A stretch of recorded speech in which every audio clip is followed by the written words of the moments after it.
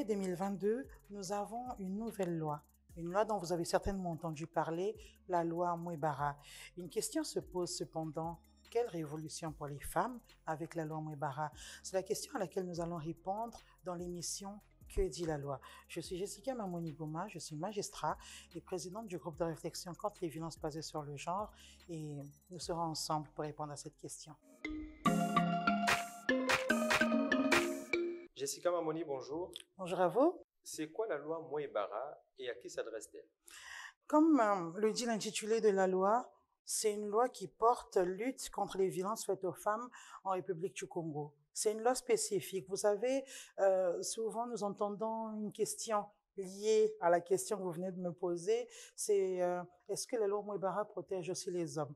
D'entrée de jeu, il faut dire non. C'est une loi qui s'adresse vraiment aux femmes, qui protège les femmes qui sont victimes de violences. Mais c'est une loi, vous savez, qui punit tant les hommes qui sont auteurs de violences que les femmes qui sont elles aussi auteurs de violences envers d'autres femmes.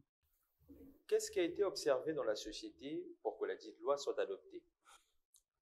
Question très très intéressante. Vous savez que nous sommes dans un pays de droit et donc avant la loi Mouebara, nous avons des textes nationaux, des conventions internationales que nous avons ratifiées. J'ai envie de vous parler tout de suite du code pénal, j'ai envie de vous parler du code de la famille, j'ai envie de vous parler de la loi 4 portant protection de l'enfant en République du Congo, mais des conventions internationales que le Congo a ratifiées comme la Déclaration universelle des droits de l'homme, comme la CEDAW, ou des textes particulièrement forts dans la protection des droits des femmes.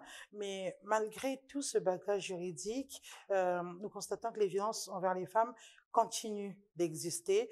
J'ai envie de dire ça grave même. C'est pour ça qu'il fallait une loi spécifique pour protéger les femmes parce que tous les textes dont je vous parle protègent à la fois les hommes et les femmes et c'était un besoin d'avoir une loi spécifique qui ne concerne que les femmes. Mais j'insiste, quand on parle de violence envers les femmes, les auteurs sont souvent les hommes, très souvent les hommes, mais il y a aussi d'autres femmes qui sont auteurs de violences envers d'autres femmes. Et vous voyez qu'on a une loi comme ça qui punit hommes comme femmes contre les violences qu'ils pourraient administrer à d'autres femmes. Venons-en maintenant à la grande question. La loi Mouebara, quelle révolution pour les violences envers les femmes? Pour parler des révolutions de cette loi, j'ai envie tout de suite de vous parler des innovations. Il y a quelque temps, vous savez, le harcèlement n'était pas prévu et puni. Si vous pouvez savoir le nombre de fois que les magistrats ont dû trouver des formules pour pouvoir engager des procédures quand une femme venait se plaindre pour harcèlement, désormais, le harcèlement est prévu et puni par la loi Mouebara. Autre innovation, vous savez, ce sont les délais de prescription. Avant, quand on parlait de délit, on avait un délai de 3 ans. Vous savez, les délais de prescription, c'est cette période, en fait, qui est donnée à une personne pour pouvoir engager des poursuites. Et donc, quand une femme était victime de coups et blessures, par exemple, elle avait 3 ans pour pouvoir engager des poursuites. Mais ce délai a été rallongé. La loi Mouebara prévoit que désormais, au lieu de 3 ans, nous avons 5 ans, ce qui donne un peu plus de temps à une femme victime de violence de pouvoir engager des procédures. En matière criminelle, c'est pareil. Quand on parle de violences qui sont qualifiées de crimes, on parle par exemple du viol, on parle par exemple, vous savez, de coups et blessures volontaires ayant entraîné la mort, on parle de coups et blessures volontaires ayant entraîné la perte d'un membre, par exemple, ou bien de féminicide. Vous savez, le fait de tuer une femme parce que c'est une femme. Alors, avant, le délai de prescription était de 10 ans. Aujourd'hui, il est passé à 20 ans, ce qui donne vraiment un peu plus de temps à une victime, à une survivante aux violences, de pouvoir engager des poursuites. Vous savez que ce soit au niveau de mes fonctions professionnelles ou de mes fonctions avec le groupe de réflexion contre les violences basées sur le genre, la question des enfants, des filles, nous tient particulièrement à cœur. Et on a précisé que, vous savez, si les violences ont été commises quand la fille était mineure et qu'elle n'a pas porté plainte, les délais de prescription commencent à courir à sa majorité, ce qui donne vraiment une grande marge de manœuvre pour pouvoir engager des procédures contre les auteurs de violences. Mais vous savez, parler des innovations, c'est aussi tenir compte de l'actualité, tenir compte de la modernité. On parle beaucoup des questions liées au veuvage et des violences que les veuves subissent. La loi Mebara est particulière parce qu'elle en parle en détail, j'ai envie de dire en appelant chacune par leur nom. On savait, hein, vous savez, dans le code de la famille, on parle bien des rites de veuvage qui constituent des violences, mais la loi Mebara en parle clairement. Elle parle par exemple de l'épilation intégrale, elle parle de ce que les femmes subissent quand on les oblige à épouser un cadavre. Vous savez, toutes ces violences liées à la tradition sont là, elles sont prévues et c'est quelque chose de tout à fait fondamental. Mais vous savez que, comme je vous dis, les choses bougent. Le monde évolue. On parle aujourd'hui de violences économiques. Avant, on n'en parlait pas. Toutes les violences liées à l'argent, au fait que voilà, certains hommes interdisent aux femmes de travailler, certains hommes ne donnent pas suffisamment d'argent à une femme pour les besoins du foyer, surtout quand la femme elle ne travaille pas. Et voilà, ce sont des violences qui sont bel et bien prévues dans la loi Mebara. Et puis, je sais qu'on en parlera certainement tout à l'heure, mais je peux déjà le dire parce que cela constitue une innovation. Aujourd'hui, on parle beaucoup de violences en ligne. Les violences en ligne sont prévues par la loi Mouebara. Quelque chose de positif aussi pour les associations. Vous savez, les associations, déjà que c'était prévu, mais bon, là, voilà, il y a toute une procédure liée à la constitution de partie civile, donc à l'accompagnement des victimes, surtout lors des procédures. Et voilà, ce sont des choses qui viennent vraiment apporter un plus sur ce qui existait déjà. Et les peines sont particulièrement importantes puisque, voilà, j'ai envie de dire, tout est prévu et puni, avec certaines références au code pénal, évidemment. Mais oui, c'est un texte qui vient vraiment compléter tout le bagage juridique qu'on avait déjà. Comment la loi Mouebara, peu connue de la majorité des femmes, peut-elle révolutionner la lutte contre les violences envers cette dernière? J'imagine que c'est aussi le but de cette émission, de pouvoir commencer à vulgariser cette loi. C'est vrai que ça fait pas très très longtemps, hein, un peu plus d'une année, mais cette loi, j'ai envie de dire, elle n'est pas parfaite, mais elle a le mérite d'exister. Elle a le mérite d'être venue régler certaines choses et elle n'a besoin que de ça, d'être vulgarisée, de façon à ce que les femmes prennent connaissance de ce texte qui les protège et surtout s'en servent. Parce que quand elles sauront qu'elles sont protégées, quand elles sauront qu'elles peuvent engager des poursuites, quand elles sauront qu'elles ont du temps, même si ces faits se sont passés il y a quelques années, elles viendront plus vers les cours et les tribunaux et ainsi nous pourrons appliquer cette loi.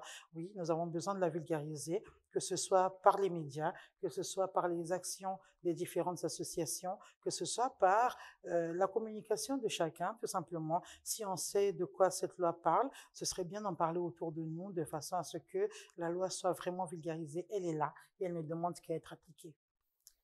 Les deux pieds entre les articles de la loi Mouebara est puni d'un emprisonnement d'1 à 3 ans et d'une amende de 200 000 francs CFA à 2 millions de francs CFA. Quiconque, sans motif légitime, aura expulsé sa conjointe du foyer conjugal ou aura refusé de l'y ramener. La peine est donc portée au double au cas, ou sinon en cas de récidive, stipule l'article 70. N'est-ce pas trop s'immiscer dans la vie privée des couples? C'est une question intéressante. Je me souviens que cet article a fait écouler beaucoup d'encre, beaucoup d'énergie aussi, parce que tout le monde y allait dans son interprétation. Mais non, ce n'est pas s'immiscer dans la vie des couples. Au contraire, c'est aider ces couples-là. Vous savez, quand cet article précise, parle de motifs légitimes, on suppose que ce motif légitime sera caractérisé, sera déterminé par le juge, d'accord? Le constat est réel. Dans notre ville, dans notre pays, plusieurs hommes, parfois pour des motifs, j'ai envie de dire, en plus de dire non légitimes, mais des motifs fallacieux, décident de mettre leur compagne hors du foyer. Souvent, vous savez, la question se pose quand ces femmes n'ont pas forcément les moyens de survivre, qu'elles ont passé énormément d'années avec quelqu'un, qu'elles ne sont pas financièrement indépendantes. C'est souvent là que se pose le problème. Et du coup, voilà une femme qui est restée longtemps avec quelqu'un, qui se retrouve dans, j'ai envie de dire dans la rue, hein, sans solution. Elle a quitté le foyer de ses parents, la maison de ses parents depuis longtemps. Elle est obligée d'y retourner des années plus tard avec des enfants. Voilà. Je pense que là, on peut trouver énormément de violences psychologiques, sans compter parfois les violences physiques. Et donc, ce serait bien qu'il y ait un vrai motif. Et de toute façon, le juge est là pour caractériser ce motif-là et déterminer s'il est légitime ou pas. On ne veut pas dire que les femmes ne font pas des choses qui peuvent être difficiles pour leurs compagnons, pas du tout. Mais il faut vraiment qu'on reste dans le strict respect du motif légitime là, qui sera déterminé par le juge. Honnêtement, Madame Amouni, de vous à moi, la loi Moïbara ne prend-elle pas partie des femmes? C'est particulier. Cette question est assez particulière. Oui, elle prend partie des femmes, mais elle prend partie des femmes qui sont victimes de violences. Seulement des femmes qui sont victimes de violences. Et non, vous voyez que ce serait oui et non. Parce que oui, elle prend partie des femmes victimes de violences, et non, elle ne prend pas partie des femmes auteurs de violences. Souvenez-vous, quand on a parlé de violences en ligne, quand on a parlé de violences traditionnelles, très souvent, nous avons des femmes qui sont auteurs. Mais vous voyez qu'elles seront sous le coup de cette loi s'il est avéré qu'elles sont auteurs des dites violences. Donc vous voyez que non, elle ne prend pas parti, elle est là pour protéger, pour renforcer la protection des femmes victimes de violences. Je resterai sur ce côté, oui, elle prend parti.